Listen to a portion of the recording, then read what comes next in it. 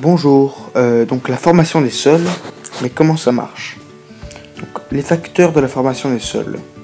Donc la transformation d'une roche-mère dépend de la température et de la pluviométrie.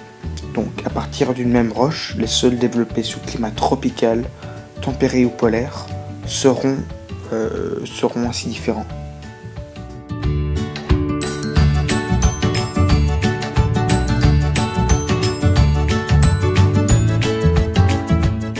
Pour commencer, voici la roche-mère qui donc va être colonisée ou va coloniser des végétaux pionniers.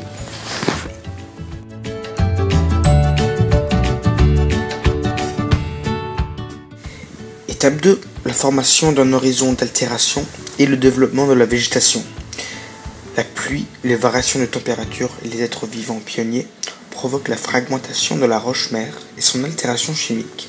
Ainsi, les argiles se forment par hydrolyse de certains minéraux.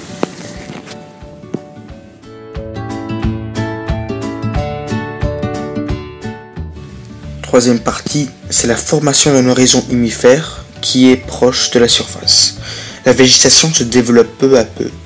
D'innombrables micro-organismes décomposent les matières organiques en matière minérale et fabriquent l'humus ou le compost.